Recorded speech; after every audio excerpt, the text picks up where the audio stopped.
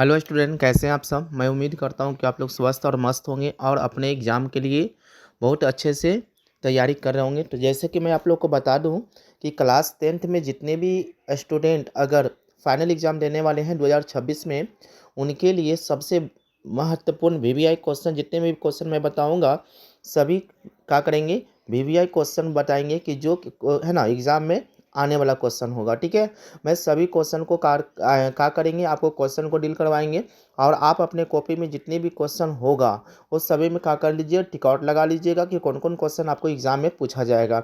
आप पूरी वीडियो को देखिएगा, वीडियो को बिना स्किप किए हुए देखिएगा कि ताकि आपका हर एक क्वेश्चन, आपको उसी क्वेश्चन को मैं बात करूँगा जिसमें आपको एग्ज़ाम में आने की संभावना बहुत ज़्यादा है। ठीक है, जैसे कि मैं आप लोग को 12th में जितने भी क्वेश्चन बताया था, सब यानी सब्जेक्टिव का सभी क्वेश्चन का था, इंपॉर्टेंट बताए थे। जो क्वेश्चन आप जाके देख सकते हैं 12th क्लास के, कि एक एक क्वेश्चन मैं आप लोग को बताया था और वही एग्ज़ाम में आपको देखने को मिला था। तो इसलिए आप लोग 10th क्लास के स्टूडेंट भी सभी क्वेश्चन को आप अपने कॉपी में लगा लीजिए। अगर जिनके पास अगर क्वेश्चन नहीं हो तो आप पीडीएफ भी यहाँ से ले सकते हो, पीडीएफ को भी मंगा सकते हो, जिसके लिए आपका एक स्क्रीन पर नंबर देते हैं। नंबर पर आप सिर्फ क्या कर सकते हैं, एसएमएस कर सकते हैं, जिससे आपका क्या आ सकता है, 90 60 10 13 67। इस पर आप कमेंट करके क्या कर सकते हैं, पीडीएफ को ले सकते हैं। अगर आपके पास कहीं भी ऑफलाइन क्लास किए होंगे तो उन पे आपको क्वेश्चन जो होगा उसमें आपको क्वेश्चन का टिक आउट कर लीजिएगा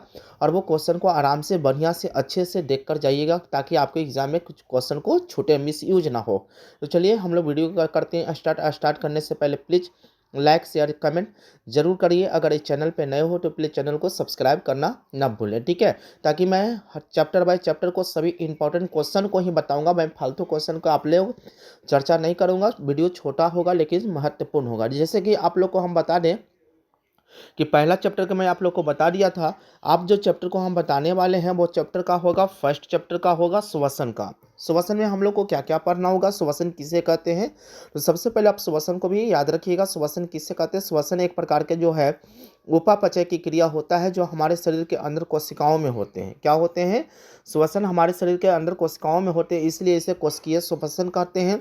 और यह क्रिया जो नियंत्रण चलते रहता है उसी को हम लोग क्या कहते हैं, श्वसन कहते हैं। ठीक है, जैसे आप लोग को पता होना चाहिए कि पोषण से ऊर्जा उत्पादन के क्रम में, यानी खाद्य पदार्थ का उपयोग कोशिका ऊर्जा प्रदान करने के लिए करती है। जैसे प्रथम चरण में आपको फर्स्ट स्टेप में अगर बात कर जाए कि जब हम लोग श्वसन की क्रिया करते हैं तो ग्लूकोज, यानी ग्लूकोज में जो होते हैं 6 का ऑब्जेक्टिव पूछ सकता है कि ग्लूकोज में कितने कार्बन अणु होते हैं। तो ग्लूकोज में जो होते हैं 6 कार्बन अणु होते हैं और पायरोमेट जो में होता है वो 3 कार्बन होते हैं। ठीक है, तो दोनों मिलाकर टोटल जो होते हैं श्वसन में 9 कार्बन अणु का विखंडन होता है। यह प्रक्रम जो होता है वो कोशिकीय द्रव में होता है। अभी जस्ट बताएं कोशिकीय यानी श्वसन का, कि यह हमारे शरीर के अंदर कोशिकाओं में होता है, इसलिए इसको कोशिकीय श्वसन कहते हैं। इसलिए श्वसन का आप आंसर देख के जरूर जाइएगा। उसके बाद देखिएगा कि ग्लूकोज का विखंडन किस प्रकार से होता है। जैसे मैं आप लोग को बता दूं कि ऊपर आप देख रहे होंगे कि ग्लूकोज में 6 अणु विखंडन होता है, जो किस में होता है, कोशिकीय द्रव में होता है। और 3 जो होता है वो पायरोमेट में होता है। वो किस प्रकार से विखंडन करता है, सबसे पहले पायरोमेट जो विखंडन करता है वो क्या करता है, एथेनॉल में करता है। दूसरा में जो होता है लैक्टिक अम्ल में करता है, और दूसरा जो होता है CO2 में करता है। अब CO2 इस सबसे महत्वपूर्ण है। अगर आपको क्वेश्चन कर देगा ग्लूकोज का विखंडन या श्वसन का विखंडन किस प्रकार से होता है, तो इतना आपको क्या करना होगा, डायग्राम को आपको बिल्कुल जो होता है, यहाँ देखिए मैं आपको राउंड कर रहा हूँ, इतना आपको बनाकर जरूर आना है। जैसे सबसे पहले अगर हम लोग बात करते हैं, ध्यान दीजिएगा कि इथेनॉल प्लस CO2 प्लस ऊर्जा जो होता है वो किस पर काम करता है, ऑक्सीजन के जो होता है, ऑक्सीजन के अनुपस्थिति में होता है। जैसे में क्या होता है, ईस्ट में होता है। जैसे में क्या होता है, ईस्ट, याद रखिएगा। ठीक है, कि ईस्ट में जो होता है ऑक्सीजन के अनुपस्थिति में होता है, जिसमें एथेनॉल प्लस CO2 प्लस ऊर्जा का मुक्त होता है। ठीक है, दूसरा स्टेप में हमारा है, क्या होता है, लैक्टिक अम्ल प्लस ऊर्जा। ठीक है, इससे ही हम लोग क्या करता है, क्रेप होता है, यानी क्या करता है, हृदय जो हमारा लंग्स जो होता है वो श्वसन की क्रिया करता है, जिसके कारण क्या होता है, ऑक्सीजन का अभाव होता है। यह हमारे कहाँ होता है, हमारी पेशियां कोशिकाओं में होते, पेशी कोशिकाओं में होते हैं। ठीक है, दूसरा हो गया। तीसरा स्टेप में हमारा है कि ये इसमें क्या होता है, CO2 प्लस जल प्लस ऊर्जा होता है। ये जो होता है ऑक्सीजन की उपस्थिति में होता है, जिसके कारण हम लोग को शरीर में माइटोकॉन्ड्रिया में होता है। इसीलिए माइटोकॉन्ड्रिया को जो होता है हॉर्स पावर कहा जाता है। ऊर्जा गृह किसे कहा जाता है, तो माइटोकॉन्ड्रिया को कहा जाता है। तो आप इसको जरूर का करिए, याद करके जाइएगा, डायग्राम आपको बनाने को आ सकता है। उसके बाद देखिएगा हमारा क्वेश्चन, सबसे महत्वपूर्ण क्वेश्चन जो है एटीपी। वीडियो को एकदम बिना स्किप किए हुए आराम से बने रहिए, देखिएगा हर एक क्वेश्चन को हम वीवीआई क्वेश्चन आपको बताने का मैं प्रयास कर रहा हूं, ठीक है। जैसे एटीपी क्या है, तो एटीपी का जो पूरा नाम जो होता है एडिनोसाइन ट्राई फास्फेट होता है। इसमें जो होता है एडिनोसाइन ट्राई फास्फेट होता है, और यह श्वसन की क्रिया करते समय हम एक बार श्वसन की क्रिया करते हैं तो वो 38 एटीपी का निर्माण होता है। कितनी एटीपी का निर्माण होता है, 38 एटीपी। और एटीपी बनने से पहले जो होता है, ध्यान दीजिएगा, एटीपी बनने से पहले जो होता है, एटीपी बनने से पहले क्या बनता है, एडीपी बनता है। क्या बनता है, एडीपी, एडिनोसाइन ट्राइफॉस्फेट होता है, ठीक है। तब जाकर क्या होता है, एटीपी में बदल जाता है, और एक बार श्वसन की क्रिया करते समय 38 एटीपी का निर्माण होता है। ध्यान दीजिएगा, यह कह रहा है कि श्वसन को मोचित ऊर्जा उपयोग हेतु एडीपी, पहले एडीपी बनता है उसके बाद एटीपी बनता है, ठीक है। तथा कार्बनिक फास्फेट से एटीपी अणु बनते हैं। जैसे एडीपी प्लस फास्फेट प्लस ऊर्जा प्लस तब जाकर क्या बनते हैं, एटीपी बनते हैं। यानी एटीपी बनने से पहले एडीपी और फास्फेट यानी फास्फेट और प्लस ऊर्जा जब आपस में मिलते हैं तब जाकर हमारा क्या होता है, एटीपी का निर्माण होता है। जो हम लोग को, इसे भी हम लोग एटीपी को ही ऊर्जा धनी के नाम से भी जाना जाता है, या ऊर्जा सांभक के नाम से भी जाना जाता है। उसके बाद देखिएगा, एटीपी का विखंडन से एक निश्चित मात्रा में ऊर्जा निकलता है। वो ऊर्जा कितना निकलता है, यानी ध्यान दीजिएगा, वो ऊर्जा जो निकलता है वो है ना 30.5 कैलोरी जूल जो होता है, वो ऊर्जा मुक्त होता है, मोचित होता है, जो हमारे शरीर में कहाँ होता है, कोशिकाओं में होता है ना। जैसे अगर मान के चलो कोई, अगर आप उपकरण ले लेते हो, जिस प्रकार से बैटरी ऊर्जा देती है उसी प्रकार से हमारे शरीर के अंदर जो होता है एटीपी का करता है, ऊर्जा देता है। यानी किसी भी उपकरण में बैटरी जो ऊर्जा देता है, और उसी तरह से हमारे शरीर में भी एक तरह से एटीपी बैटरी की तरह काम करता है, जो ऊर्जा देने के काम करते हैं, ठीक है। मानव का श्वसन अंग जरूर याद रख के जाइएगा, डायग्राम के साथ साथ आपको परिभाषा भी याद रखकर जाना होगा कि मानव का श्वसन अंग का सचित्र वर्णन करें। तो देखिएगा कि मानव का श्वसन अंग जो होता है वो इस प्रकार से आपको डायग्राम बनाना है, जिसमें आपको ये दिख रहा होगा कि ये हमारा जो दोनों हो गया, लंग्स हो गया, ठीक है। और लंग्स के बीच में जो होता है हमारा जो होता है, ये जो होता है डायफ्राम जो होते हैं, डायफ्राम से घिरे होते हैं। और ये आप देख रहे होगे, यही आपका क्या है, वायु कोष्ठ है, जिसमें क्या करते हैं, ऑक्सीजन भरे होते हैं। क्या हम लोग श्वसन की क्रिया करते हैं तो ऑक्सीजन भर जाते हैं, यही हमारा ध्यान दीजिएगा। तो यही हमारा श्वसन कह रहा है कि श्वसन जो होता है पथ में नसा द्वार, यानी नासा द्वार, यानी नासा द्वार का मतलब नासिकाओं में, नासिका में क्या होते हैं, छोटे छोटे घ्राण से क्या होते हैं, छोटे छोटे बाल होते हैं, जो अंदर को गंदगियों को बाहर जाने से रोकता है। और नाक के पास क्या होता है, एक छोटा सा घ्राण सेल होता है। कौन सा सेल होता है, घ्राण सेल होता है, जो हम लोग को किसी भी वस्तु या किसी भी पदार्थ को सूंघने में सहायता करता है, ठीक है। ध्यान दीजिएगा, उसके बाद हमारा फेफड़ा में चला जाता है, लंग्स में चला जाता है, यानी ऑक्सीजन वहाँ उस लंग्स में जाने के बाद कहाँ जाता है, वायु कोष्ठ में चला जाता है, जिसमें कहता है कि पथ नासा द्वार यानी ग्रसनी और कंठ श्वासनली, श्वासनी है ना, श्वासनी यानी फफूस यानी फेफड़ा यानी कुपका के अंदर वो जाता है, ठीक है। उसके बाद क्या करता है, श्वसन क्रिया करते समय श्वास नली में उपस्थित ब्लय यानी रिंग ऑफ कार्टिलेज जो होते हैं, जो निश्चित है ना सुनिश्चित करता है कि वायु को, है ना, वायु मार्ग बंद न हो, यानी वायु का जो रास्ता होगा, श्वास नली का जो होता है रास्ता को खुला रखने के काम करता है, ठीक है।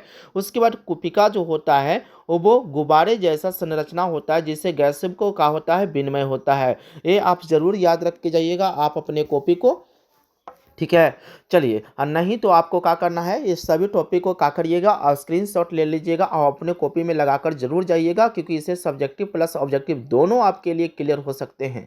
यानी कहा जाता है कि धूम्रपान से बचे, धूम्रपान से भी क्या होता है, लंग्स हमारा खराब होता है, तो यही कहता है कि धूम्रपान से बचे, या फेफड़ा के कैंसर के कारण बन सकता है। अगर अत्यधिक सेवन करते हैं, धूम्रपान का सेवन कर सकते हो, तो क्या हो सकता है, कैंसर के कारण बन सकता है। क्योंकि कैंसर का सबसे महत्वपूर्ण कारण जो होता है वो कौन होता है, फेफड़ा, लंग्स होते हैं। ठीक है, चलिए आप इसको भी जरूर देख के जाइएगा। उसके बाद हम लोग कहेंगे परिवहन का। ऐसे तीसरा चैप्टर के लिए है, ये थर्ड चैप्टर के लिए है। मैं सभी क्वेश्चन के लिए आपको इंपॉर्टेंट क्वेश्चन बता रहा हूँ। परिवहन, परिवहन का मतलब क्या होता है। परिवहन में हमारे शरीर में जितनी भी जो क्रियाएं होता है उसको एक जगह से दूसरे जगह जो होता है पहुंचाने के जो काम करता है, उसी को हम लोग क्या कहते हैं, परिवहन कहते हैं। परिवहन क्यों आवश्यक होते हैं, सबसे महत्वपूर्ण बात होता है कि परिवहन क्यों आवश्यक होता है। यानी परिवहन की आवश्यकता जो होती है कि बड़े जीव अकेले विसरण दाब के, है ना, दाब शरीर के सभी अंगों को ऑक्सीजन पहुंचाने में क्या करता है, अपर्याप्त होता है, यानी कार्य करता है। दूसरा टॉपिक में है कि विसरण से फेफड़े पर पैर के अंगूठे तक पहुंचाने, यानी यहाँ से लेकर यहाँ तक पहुंचाने के जो काम करता है, ऑक्सीजन एक पहुंचाने के काम करता है, अणु को पहुंचाने का काम करता है ना। पहुंचाने में लगभग 3 वर्ष लगा लेता है। यानी इस जगह से इस जगह तक अणु पहुंचाने में कितने वर्ष लगा लेते हैं, 3 वर्ष लगा लेते हैं। ध्यान दीजिएगा, ऑब्जेक्टिव पूछ सकता है। इसीलिए एक तेज और सुकल तंत्र की आवश्यकता होती है। इसीलिए फेफड़ा को मजबूत रखना है और हमारे शरीर को भी अच्छे स्वस्थ रखना है ना। अगला पॉइंट में है कि यह काम कम, यानी यह काम जो है श्वसन वर्णक हीमोग्लोबिन में, है ना, हीमोग्लोबिन में क्या करता है, ये काम करता है। चलिए, तो सबसे उसके बाद आपको ब्लड देख के जाना है। ब्लड एक प्रकार के तरल पदार्थ होते हैं। आंसर ब्लड की याद रखिएगा कि ब्लड जो होता है, रक्त जो होता है, वो परिवहन में सबसे महत्वपूर्ण भूमिका निभाता है। ब्लड किसे कहते हैं, तो ब्लड यानी रक्त किसे कहते हैं, रुधिर किसे कहते हैं, कणिका किसे कहते हैं, कण किसे कहते हैं, सभी इसी का ब्लड का ही नाम है। तो रक्त एक प्रकार का तरल संयोजी उत्तक होते हैं। ठीक है, तरल संयोजी उत्तक होते हैं जो हमारे शरीर में क्या करता है, ऊर्जा देने के काम करता है। जो हम लोग को रक्त को जो होता है वो 3 भागों में बांटा जाता है, आरबीसी, दूसरा डब्ल्यूबीसी, तीसरा प्लेटलेट्स। आपको सभी को देखकर जाना है, ब्लड को, पूरे टॉपिक को देखकर जाना है ना। हम सभी ब्लड को बताने के काम ना किए हैं ताकि आपका वीडियो बड़ा ना हो। आप ब्लड को जरूर देख के जाइएगा, आप अपने कॉपी का ब्लड जरूर देख के जाइएगा। अगर नहीं है तो आप दिए गए नंबर पर क्या कर सकते हैं, कमेंट करके आप मंगवा सकते हो। चलिए देखिएगा, हमारे शरीर में जो होता है वो 2 चीज़ होते हैं। एक पहला जो होता है प्लाज्मा होता है, दूसरा जो होता है रुधिराणु होता है। प्लाज्मा जो हमारे शरीर में जो होता है वो 60 से लेकर 65% होता है। और ये जो हमारा होता है 40 से 45% के आसपास हमारे शरीर में ब्लड होते हैं, है ना। 60 यानी 60 से लेकर वो जो होते हैं 60 से 65 वर्ष, ये है ना वर्ष का रहे, सॉरी, 60 से 65% जो होता है प्लाज्मा होता है। और 40 से 45 जो होता है प्रतिशत जो होता है हमारे शरीर में रुधिराणु होता है। उसी रुधिराणु को 3 भागों में बांटा गया है। चलिए, तो प्लाज्मा की पहले बात कर लें। प्लाज्मा जो होता है एक तरल माध्यम में होता है, जिसमें प्लाज्मा में क्या होता है, भोजन, CO2 और नाइट्रोजन बन, है ना, वर्ज्य पदार्थों को विलय अवस्था में क्या करता है, वहन करता है। जो हमारे शरीर में ब्लड जो होता है, आरबीसी, डब्ल्यूबीसी, एक होता है प्लेटलेट्स। यानी आरबीसी हमारा जो होता है, आरबीसी हमारा लाल रक्त कणिका होता है। यह हीमोग्लोबिन इसमें होता है। ठीक है, इसमें हीमोग्लोबिन होता है क्योंकि है ना आरबीसी का। ठीक है, लेकिन आरबीसी सभी जीवों में होता है। आरबीसी में कोई केंद्रक नहीं होते, ऑब्जेक्टिव याद रखिएगा। ठीक है, आरबीसी में केंद्रक नहीं होते हैं, लेकिन क्या होता है, लामा होता है और एक का होता है ऊंट होता है। ठीक है, लामा और क्या हो गया, ऊंट में क्या होता है, उसके आरबीसी में जो होता है, आरबीसी में जो होता है वो केंद्रक पाए जाते हैं, अपवाद में वो है, लेकिन अन्य को नहीं पाया जाता है। आरबीसी में केंद्रक नहीं पाया जाता है। ठीक है, आरबीसी को देख के जाइएगा। इसीलिए इसका जो जीवन काल जो होता है वो 20 से लेकर कितने दिन का होता है, 120 दिन का होता है। और आरबीसी हमारे शरीर को क्या करता है, सिर्फ ओनली फॉर ऊर्जा देने के काम करता है। ठीक है, क्योंकि इसमें हीमोग्लोबिन से जो होता है जो ऑक्सीजन ले जाता है, उसके बाद हीमोग्लोबिन की ऑक्सीजन के लिए उच्च बंधुता होती है। ठीक है, उसके बाद देखिएगा दूसरा डब्ल्यूबीसी की याद रखिएगा। डब्ल्यूबीसी क्या करता है, डब्ल्यूबीसी जो होता है इसमें केंद्रक पाए जाते हैं, इसलिए इसका जो जीवन काल जो होता है वो 3 से लेकर कितने दिन का होता है, 5 दिन का होता है। ठीक है, और डब्ल्यूबीसी क्या करता है, हमारे शरीर को क्या करता है, विभिन्न रोगों से क्या करता है, रक्षा करता है। और प्लेटलेट्स जो होता है हमारे शरीर को रक्त को थक्का बनाने में सहायक होते हैं। ठीक है, ये सब ब्लड को आप जरूर देख के जाइएगा। उसके बाद कार्बन डाइऑक्साइड यानी CO2 का परिवहन जो होता है वो किसके माध्यम से करता है, ध्यान दीजिएगा, वो किसके माध्यम से करता है, वो कार्बन डाइऑक्साइड जो होता है यानी CO2 का परिवहन जो होता है यह जल के अधिक विलय है, इसलिए इसका परिवहन रुधिर विलय को अवस्था में कर देता है। इसलिए आप इस सभी को ब्लड को तो जरूर देख के जाइएगा, ब्लड से आपसे क्वेश्चन कर सकता है। चलिए तीसरा में आपको क्या करना है, हृदय को देखकर जाना है। हृदय किसे कहते हैं, हार्ट किसे कहते हैं, करेगा मानव का हृदय का सचित्र वर्णन करें।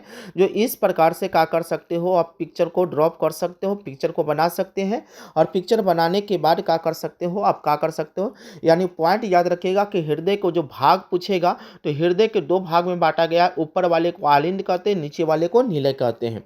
अगर भाग पूछेगा, अगर भाग पूछेगा तो कितने बताना है, दो बताना है, ठीक है, अलिंद और नीलय। अगर कह देगा कि हृदय को कितने चैम्बर में बांटा गया, अगर चैम्बर की बात कर देगा या चैम्बर ना कह के आपको बेसम कह देगा, क्या कह देगा, बेसम कह दे, या का कह दे, कच्छ कह दे, ठीक है, या का कह दे, कोष्ठ कह दे। इसका चार नाम ही याद रखिएगा कि हृदय में कितने चैम्बर होते हैं, हृदय में कितने बेसम होते हैं, हृदय में कितने कोष्ठ होते हैं, हृदय में कितने कच्छ होते हैं। तो आप लोग याद रखिएगा कि वो चार होता है। चारों कौन कौन होता है जरा ध्यान से समझिएगा। तो पहला होता है दायां अलिंद, दूसरा होता है बायां अलिंद, तीसरा होता है दायां नीलय और चौथा होता है बायां नीलय। यानी चार प्रकार के चैम्बर, कोष्ठक और बेसम पाए जाते हैं, ठीक है। यह हमारे शरीर को क्या करता है, यह हमारे शरीर को क्या करता है, ब्लड को क्या करता है, एक स्थान से दूसरे स्थान में पहुंचाने के काम करता है और साथ साथ ब्लड को क्या करता है, शुद्धिकरण के काम करता है। जैसे कि आप लोग स्क्रीन में देख रहे होंगे कि जो आपको नीला टाइप को लग रहा होगा वो अशुद्ध ब्लड उसमें जाता है, और जो रेड कलर का आपको दिख रहा होगा वो क्या करता है, शुद्ध ब्लड क्या करता है, धमनी और महाधमनी से हमारे पूरे शरीर में क्या करता है, परिवहन करवाता है।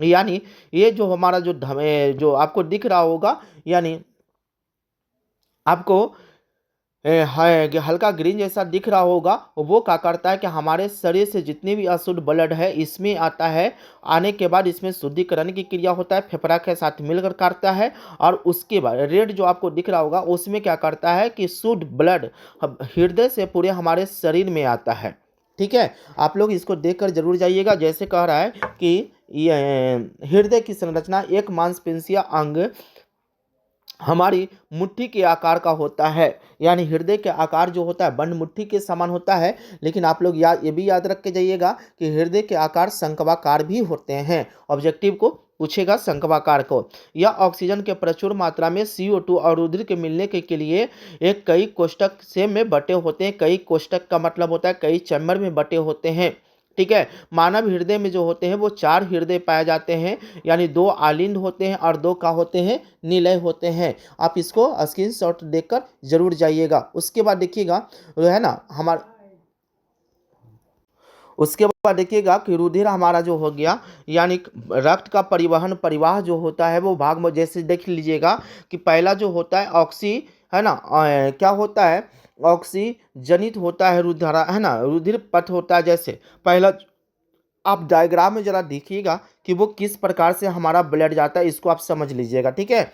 जैसे फफ्फूस हो गया, फफ्फूस से कहाँ जाएगा, फफ्फूसी शिरा में जाएगा, उसके बाद बायां अलिंद में जाएगा, उसके बाद बायां नीलय में जाएगा, उसके बाद पूरे शरीर में हमारा क्या हो जाएगा, ब्लड फैलने लगेगा। जैसे कि आप लोग देख रहे होंगे कि फफ्फूस जो होता है से ऑक्सीजन के प्रचुर रुधिर फफ्फूसीय शिरा द्वार हृदय में आता है। उसके बाद दूसरा में है कि यह हृदय के बाह्य कोष्ठ यानी बाह्य अलिंद में अशुद्ध ब्लड प्रवेश करता है। उसके बाद बायां अलिंद यानी कोची है, यानी संकुचित होकर, क्या होकर, संकुचित होकर और रुधिर बायां नीलय में चला जाता है। उसके बाद क्या होता है कि जब बायां नीलय संकुचित होता है तो वो रुधिर महाधमनी से द्वारा शरीर में पंप करने लगता है और ब्लड के साथ रुधिर, है ना, रुधिर उल्टी दिशा में बहने लगता है। यानी ब्लड जो होता है वो क्या करता है, फूल, है ना, सिकुड़ना और फैलने की क्रिया करता है। जब आलिंद सिकुड़ता है तो नीलय फैलता है, नीलय सिकुड़ता है तो आलिंद फैलता है। यह क्रिया हमेशा नियंत्रण का होता रहता है, चलते रहता है। तो आप हृदय को भी जरा आराम से देख कर जाइएगा। इसी प्रकार से हमारा शरीर में क्या होता है, ब्लड होता है। दूसरी भाग में क्या होता है, दूसरे भाग में क्या होता है इसको भी आप देखिएगा कि अब हमारा शरीर से किस प्रकार से काम करता है। ध्यान दीजिएगा इस प्रकार से, शरीर जो हो गया सबसे पहले शरीर से महाशिरा में जाएगा, उसके बाद बायां आलिंद में जाएगा, उसके बाद बायां नीलय में जाएगा, उसके बाद फफूंद शिरा होगा। यानी स्टेप जो हो गया बी ऑक्सीजनित जो होता है रुधिर पथ कि शरीर से ऑक्सीकृत है ना, बिना ऑक्सीजन मतलब ऑक्सीजन उसमें नहीं रहेगा, अशुद्ध ब्लड रुधिर महाशिरा के द्वारा हृदय में आता है। उसके बाद दूसरे स्टेप में है कि यह हृदय से के बाएं कोष्ठ यानी दायां आलिन से प्रवेश करता है। उसके बाद क्या करता है कि बायां आलिन संकुच यानी सिकुड़ता है तो रुधिर बायां नीलय में चला जाता है। उसके बाद जब बायां नीलय सिकुड़ता है तो रुधिर ऑक्सीजन है ना, ऑक्सीजन उसमें आ जाता है। ऑक्सीजन करण होते यानी हेतु फुफ्फुसीय धमनी द्वारा हमारे फेफड़े के में पंप करने लगता है, फेफड़ा में चला जाता है। आप इस सभी को देख कर जाइएगा जरूर। उसके बाद देखिएगा कि दोहरा परिसंचरण तंत्र क्या है। दोहरा परिसंचरण तंत्र होता है कि हृदय जो होता है प्रत्येक चक्र में रुधिर जो होता है 2 बार हृदय में जाता है, एक बार शुद्ध और एक बार अशुद्ध। एक बार शरीर से हृदय में जाता है और एक बार हृदय से क्या होता है फेफड़ा से हृदय में जाता है। ध्यान रखिएगा यह जो शरीर जो ऑक्सीजन जनित जो होता है बी ऑक्सीजन रुधिर को क्या करता है अलग है ना, अलग रखने में मदद करता है। और इसके लिए क्यों आवश्यक होता है, इसलिए अभी आवश्यक होता है क्योंकि हमारा जो बॉडी जो होता है वो 2 भागों में डिवाइड होता है। ये शरीर के उच्च है ना दक्षता पूर्ण ऑक्सीजन को पूर्ति करता है और पक्षी और स्तनधारी जंतुओं में ये लाभदायक होते हैं। क्या होते हैं, अत्यधिक लाभदायक होते हैं। उसी प्रकार से क्या होता है कि शरीर के तापक्रम बनाए रखने के लिए उच्च ऊर्जा की आवश्यकता होती है। कौन सी ऊर्जा की आवश्यकता होती है, उच्च ऊर्जा की आवश्यकता होती है। चलिए इतना बिल्कुल तरह से ईमानदारी से बने रहिएगा। एक एक टॉपिक को स्क्रीनशॉट लेकर आप अपने कॉपी में दम अवश्य लगाइएगा।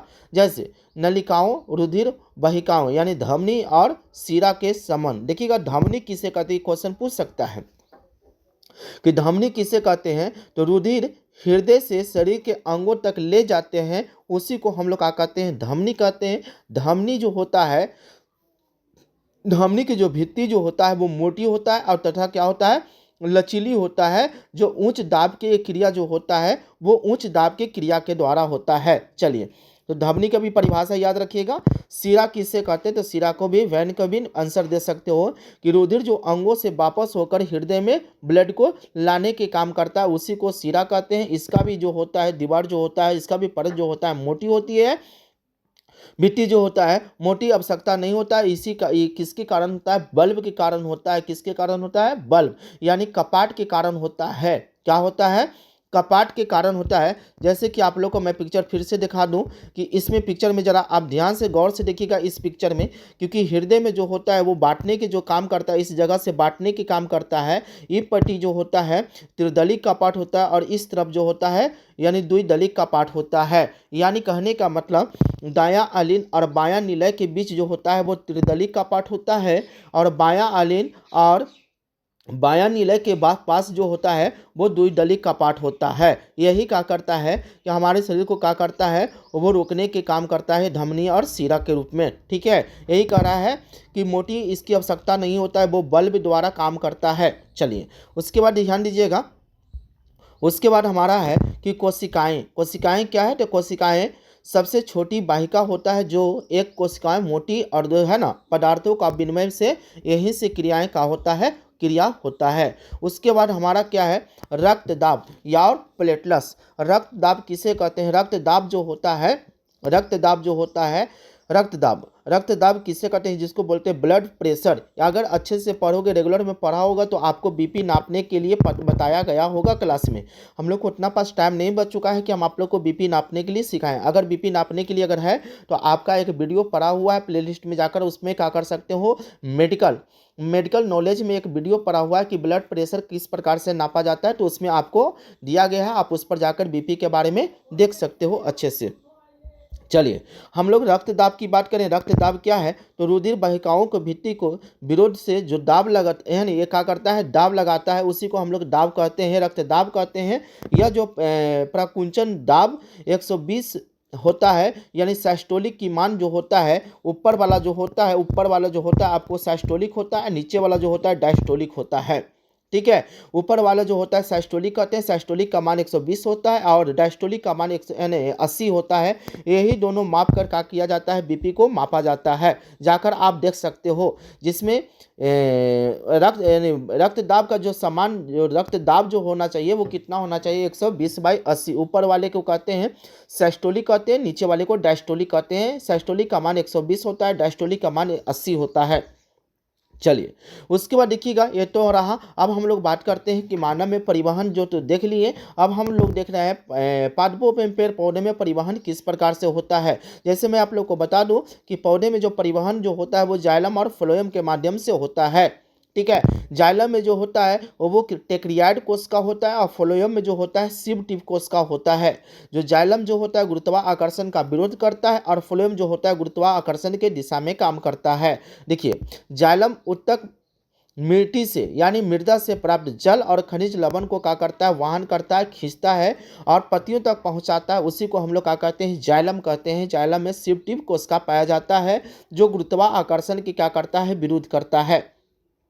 उसके बाद देखिएगा कि है ना, फ्लोएम किसे कहते हैं, तो फ्लोएम जो होता है कि फ्लोएम में पत्तियों में बने हुए भोज पदार्थ को पौधे के विभिन्न भागों तक पहुंचाने के जो काम करता है उसी को हम फ्लोएम कहते हैं। फ्लोएम में जो होता है सिव टिप कोशिका होता है जो गुरुत्वाकर्षण की दिशा में काम करता है। जाइलम और फ्लोएम में अंतर भी आपसे पूछ सकता है एग्जाम में, ध्यान दीजिएगा।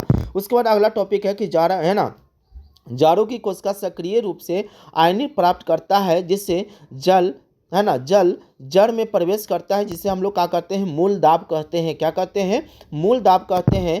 यह एक सतत जल स्तंभ के निर्माण करता है, एक जल का निर्माण करता है। ध्यान दीजिएगा, जाइलम और फ्लोएम को जरूर देखकर दम जाना है। उसके बाद देखिएगा, इसका मुख्य जो चक्र होता है वो बाष्पो उत्सर्जन या आकर्षण के रूप में काम करता है। जैसे पत्तियों के रंध्र द्वारा जल के बाष्प रूप में हानि पहुंचाता है। यह जो होता है एक सूचन उत्पन्न करता है, जो है ना, जो जल को क्या करता है वो अपनी ओर क्या कर लेता है, वो खींच लेता है। क्या करता है, खींच लेता है। चलिए, उसके बाद देखिएगा कि किस प्रकार से क्या होता है, क्रियाएं करता है। तो देखिएगा कि भोजन तथा दूसरे पदार्थ को स्थानांतरण किसके द्वारा करता है। जैसे भोजन का परिवहन जो होता है वो फ्लोएम के द्वारा करता है। यह क्रिया जो होता है प्रकाश संश्लेषण के विलय उत्पादन को वाहन को स्थानांतरण करता है ना जी। उसके बाद क्या करता है, इसका कार्य जो फ्लोएम को नामक संवहन उत्तक पाए जाते हैं, जो सिव टिप कोशिका के नाम से भी जाना जाता है। इसमें जो होता है अमीनो अम्ल तथा अन्य पदार्थ का भी परिवहन करता है। अन्य पदार्थों का क्या करता है, परिवहन करता है। इसका जो स्थानांतर ऊपर मुखी तथा है ना अधोमुखी के दिशाओं में काम करते हैं। यह प्रक्रिया जो होता है, यह प्रक्रिया ऊर्जा के उपयोग में करता है और उसके बाद क्या करता है, एटीपी का निर्माण करता है। तो इस प्रकार से टोटल क्वेश्चन रहा, यानी आपको बता दिए हम लोग, है ना, उत्सर्जन में। तो उत्सर्जन में और भी कुछ महत्वपूर्ण टॉपिक है, जरा आप इसको देख लीजिएगा। उस है ना, जैसे आपको पिक्चर ड्रॉप करने के लिए बोलेगा तो मानव के क्या कहेगा, उत्सर्जन अंग का क्या करना है, सचित्र वर्णन करना है। तो इस प्रकार का मानव का जो उत्सर्जन अंग है आपको पिक्चर को बना दिया गया है। पिक्चर को जरूर ज़रा देख के जाइएगा एग्जाम में। सबसे इम्पोर्टेंट आपका क्या है, पिक्चर आपको देखने को मिलेगा। तो किस प्रकार से क्या कर सकते हो। अगला क्वेश्चन हमारा है कि ब्रिक की इकाई यानी क्या कर देगा आपको, उत्सर्जन का आपको क्या कर देगा, पिक्चर। देखिएगा, आपको क्वेश्चन क्या कर सकता है कि उत्सर्जन किसे कहते हैं, उत्सर्जन में कौन कौन सा भाग होता है। तो आपको क्या करना है, डायग्राम आपको जरूर बनाकर लेके जाना है। डायग्राम कि उत्सर्जन में कौन कौन सा डायग्राम, तो आपका यही क्या है, उत्सर्जन का है। अगर आपसे क्वेश्चन कह देगा कि ब्रिक का सचित्र वर्णन करना है तो इस प्रकार का आपको एक क्या कर देना है, ब्रिक को बना देना है। दोनों में से किसी एक ब्रिक को क्या कर देना है, पिक्चर को बना देना है। अगर आपको क्वेश्चन कह देगा कि ब्रिक का है ना उत्सर्जन का, तो उत्सर्जन में आपको पूरे डायग्राम को क्या करना है, बना देना है। जैसे आपको देख रहे होंगे ब्रिक हो गया, ये जो आपको दोनों नली दिख रहा होगा इसको मूत्र वाहिनी कहते हैं। ये आपको जो दिख रहा होगा इसको हम लोग है ना मूत्राशय यानी ब्लैडर कहते हैं। और ये जो आपको नली दिख रहा होगा इसको हम लोग क्या कर सकते हो, मूत्र मार्ग कह सकते हो। ठीक है, आप लोग इसको डायग्राम को जरूर बना लीजिएगा, डायग्राम आपसे पूछ सकता है एग्जाम में। देखिएगा उत्सर्जन हमारा सबसे पहले है क्या। उत्सर्जन का मतलब क्या होता है। उत्सर्जन का मतलब होता है कि हमारे शरीर में विभिन्न प्रकार के जो गंदे पदार्थ बनते हैं उसको हमारे शरीर से विभिन्न मार्गों द्वारा क्या करते हैं, बाहर उत्सर्जन की क्रिया करते हैं, बाहर निकालने के काम करता है। उसी को हम लोग क्या कहते हैं, उत्सर्जन कहते हैं। जैसे कि आप लोग को देखा गया है कि उत्सर्जन में जो होता है हानिकारक उपपचय यानी गंदे पदार्थ को क्या करते हैं, शरीर से बाहर निकालते हैं। इसमें कौन कौन सी पदार्थ को निकाला जाता है, जैसे मुख्य रूप से नाइट्रोजन और अन्य गंदे पदार्थ को, जैसे यूरिया हो गया, है ना, यूरिक अम्ल हो गया, जिसे हम लोग शरीर से क्या कर सकते हैं, बाहर निकाल सकते हैं। मानव में उत्सर्जन अंग कौन कौन सा है, जैसे एक जोड़ा हमारे शरीर में उत्सर्जन अंग के लिए किडनी होता है, वृक्क होता है। उसके बाद एक जो होता है मूत्रवाहिनी होता है, और एक मूत्राशय होता है, और एक जो होता है मूत्र मार्ग होता है।